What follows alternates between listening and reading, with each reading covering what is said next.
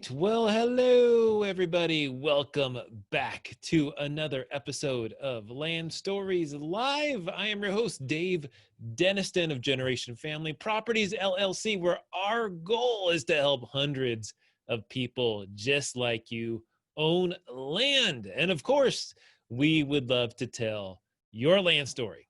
Well, today I am flying solo once again. And you know what that means? We got some jokes. Now, not only that, today we're going to continue our series about the largest landholders in America. Today, we are going to cover number 4. Also, our featured property today is a brand new property in Costilla County, Colorado.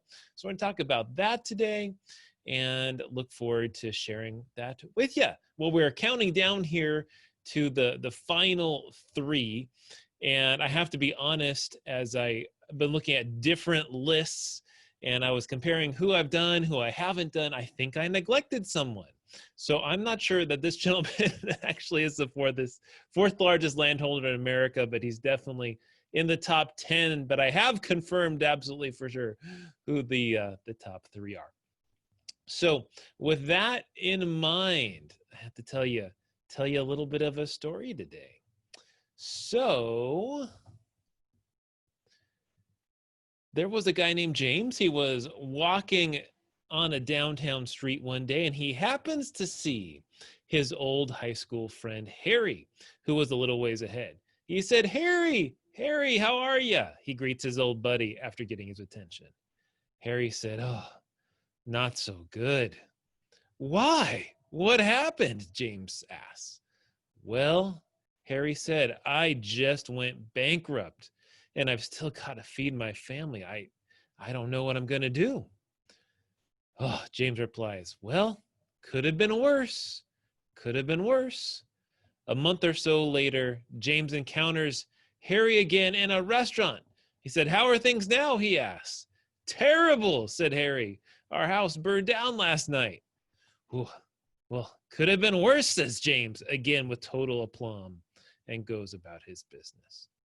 And then a month later, James runs into Harry again a third time. So, well, how goes it? He inquires. Oh, said Harry, things just get worse and worse. It's one tragedy after another. Now my wife has left me. Harry nods his head and gives his usual optimistic seeming little smile, accompanied by his usual words, could have been worse. This time, Harry grabs James by the shoulder. Wait a minute, he says. I'm not going to let you off so easy this time. 3 times in the past few months we've run into each other.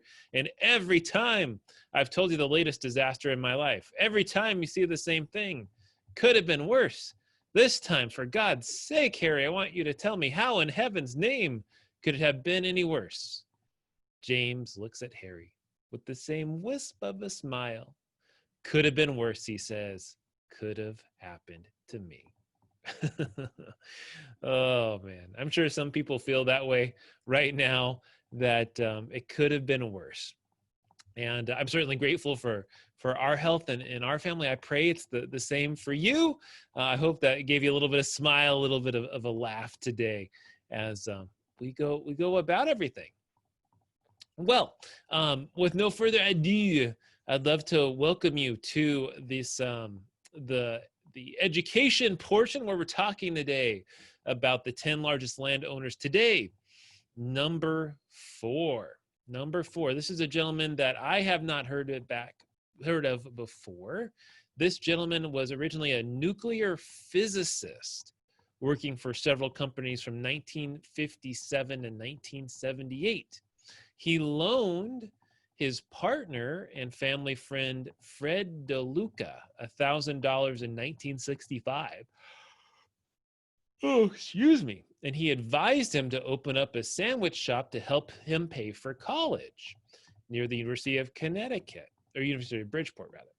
They named the restaurant after Buck, calling it Pete's Super Submarines. So this gentleman's name, Peter Buck. Together, Buck and DeLuca formed doctors associates to oversee the operations of the restaurant as the franchise expanded. Though neither the first restaurant nor the second restaurant were financial successes, they continued to expand the operations. By 1973, they had 16 locations throughout Connecticut, and they began franchising it. What did they call it? Not Pete's Subway anymore, but Subway Sandwiches.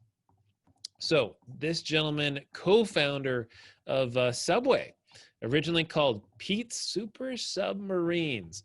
Very interesting that unlike anyone else, he was very hard to find information about. This gentleman, last we could tell, he owned land the area of 925,000 acres, all of it in timberland in Maine. And what is that equal to? 925,000 acres is equal to 3/4 of the Grand Canyon National Park. So it's like owning the Grand Canyon pretty much. I looked up information about him. He owns this land through a company called the Tall Timber Trust. And actually, if you Google it, you won't see anything on the company. Unlike a lot of our other landowners, you could kind of Google the name of their trust company or the name of the family or whatever, and you could find it. But this one is just completely quiet.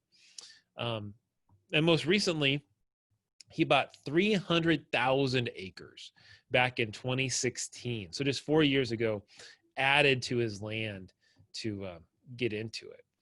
And apparently it's both mixed hardwood and softwood forest. Oh, seriously.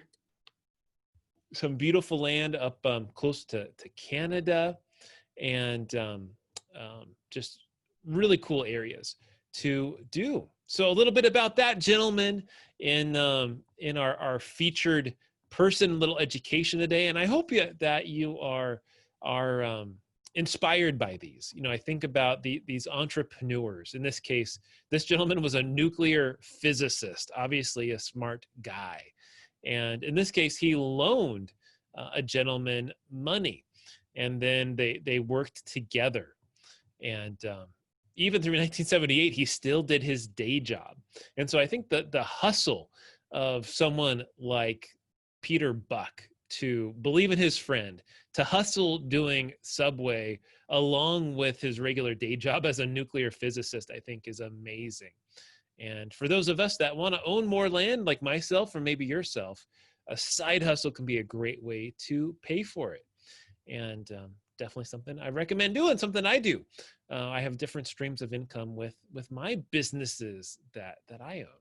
So anyhow, well, I would love to share with you a little bit about our featured property of the day. So here I'm sharing my screen now. Hope you're getting a little taste of this.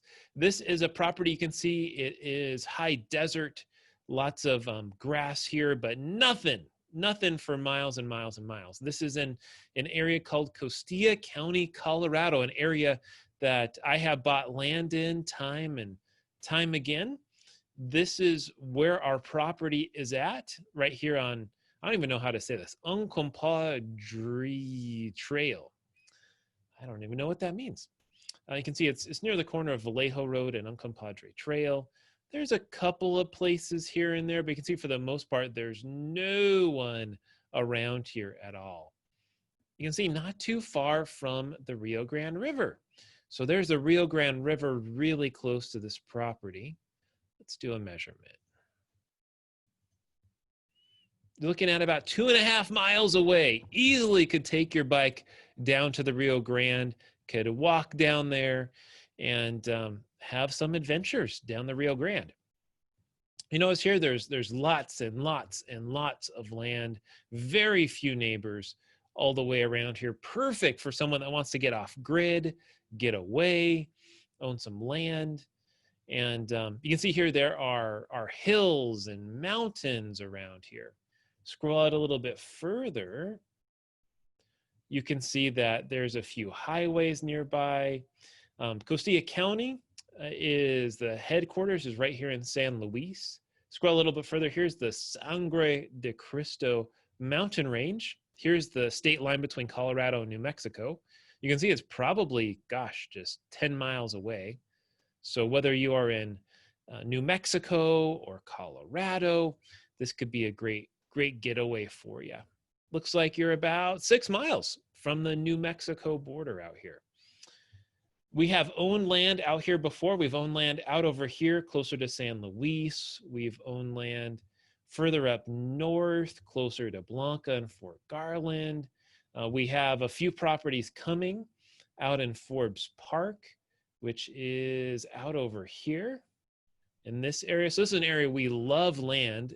And the reason is because you can get so much for such amazing value. Plus there's all the outdoor activities out here. People that might want to fly in, if you're out of state, you'd fly into Alamosa, has the nearest regional airport out over here. Mount Blanca, one of the 14ers, is right here. Gorgeous views from this whole area. And of course, you're not too far away from it. You're actually closer to some of the Sangre de Cristo mountain range, Pueblo Creek, Trinchera, Peak, and lots of amazing things you can do. I want to tell you a little bit more about the area before we talk about the property. We have a blog post, which you should definitely check out all of our blogs, which you'll notice we have one here on fishing spots in Costilla County. Now, of course, you have the Rio Grande River, which is what this property is very close to. You can see the Rio Grande River just snakes down this whole area. There's the property. There's the Rio Grande River again. Now, besides that, we have a blog post you can see here on the Beginner's Guide to Fishing in Costilla County. Besides the Rio Grande River, there are some specific spots. And not only can you find the usual bass, you have some walleye out here. You got some pike, some bass, some trout, all kinds of fish. And if you're curious about fishing, maybe you're not from Colorado, you can fish in Colorado without a license in the first week of June. So that's coming up here just in 2 weeks. Now, outside of the first week of June, you do have to get a fishing license. You can get it for as cheap as $9, a 5-day license for 21. If you're over 65, you don't even have to have a license. How about that? Now, here in Costilla County, you have a number of different reservoirs: the Eastdale Reservoir, Sanchez Reservoir, Smith Reservoir, Mountain Home Reservoir. Each of those are in different spots in the county. Off the top of my head, out over by Wild Horse Mesa area is Sanchez Reservoir. Scroll out a little further. Out over here is Smith Reservoir, up here a little further north in the county. Down over here to the east, we have Mountain Home Reservoir over there. And I can't remember the fourth one is at the top of my head, but each of those are fishing spots. You can imagine that the runoffs, you can almost just see the feeding of the water into the reservoirs here. You can see there's from Mount Blanca, that's what feeds Smith Reservoir, and then into the Rio Grande River. So all of these feed the Rio Grande, all of this runoff from the mountains. You can just see here all over, you know, there's runoff that goes, there's creeks that go through this area. So lots of awesome fishing, and definitely check out the blog posts for more information on it. A little bit more about the property. This property is a total of 5 acres, which is like a 1 acre is about a football field. So 5 acres is like 5 football fields you can own. You notice here we have legal description, which stands for RGR, Rio Grande Ranches. It's in Unit 1, Block 0, Lot 25. We have the GPS coordinates. We got Google Maps. Property taxes on this, only $49 a year. That's $4 a month. What can you do with this property? It is, I call it kind of residential recreational, meaning that you can build a house. It just has to be 600 square feet or larger.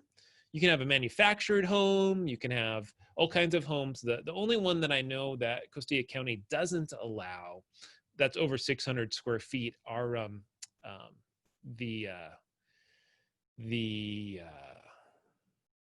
shipping container type homes. So shipping container homes aren't allowed here, but as long as it's over 600 square feet, pretty much anything else is good. You certainly could do solar on it. You could do septic. You can drill for a well, have a cistern. All of those things are eligible here for this property. Now, not only can you build on it, you can camp on it. Now, you can't do it full-time. I know a lot of people are looking for full-time camping or RVing, which we do have some properties out in Cibola County, New Mexico, that you can do that with. The restriction that the county has is 14 days every 3 months. So you can imagine 56 days in a year. If you do have septic on a property, you could stay in your RV longer if you are actively building. So you can stay on a property full-time with an RV if you're actively building, assuming you have septic and water out here in this particular county. So outside of that, what is the price of this? I bet you're wondering. We have a really cheap discounted cash price, $3,500. We're talking $700 an acre for this land. Or owner financing, if you want to do that, is $4,500 with a minimum of $249 down and $99 a month. There's no prepayment penalties, no hidden fees, nothing like that, which in the monthly payment that we have, we're looking at on this property, the $99 a month is the minimum. It includes those property taxes we're talking about, those $4 a month, and a note servicing fee, which in this case would probably be $5-6 a month, something like that, for all the bookkeeping we have to do with this stuff. So definitely lots of budgets. You know, if you can do more than the $99 a month, I would welcome you to do so because you can pay it off sooner. So if you have want me to run any scenarios, we can take a look at that. Well, with that being said, I think that about wraps up the episode for today. Let me see if anyone might have any questions. Nope, doesn't look like we have any questions for today, my friends. So with that, I would like to thank you for being here with me. Tune in every Monday at 11:30 a.m. Central. And if you have a question about land, I would love for you to submit it to me. If you have a joke that you'd love to tell, submit it to me. Contact@genfamproperties.com. That's CONTACT@GENFAMproperties.com. Or you can submit it through Facebook. Well, thank you so much, my friends. Thank you so much for tuning into Land Stories with me, your host, Dave Denniston. Make sure to check out all of our properties at www.genfamproperties.com. And if you are looking for land, you want to talk about this property, or you're curious to see what else we got, it would be my honor to speak with you. Feel free to give me a call directly. You can give me a ring at 775-234-2058. Thank you so much, my friends. Hope you stay safe and healthy out there, and we'll look forward to seeing you soon. Bye-bye.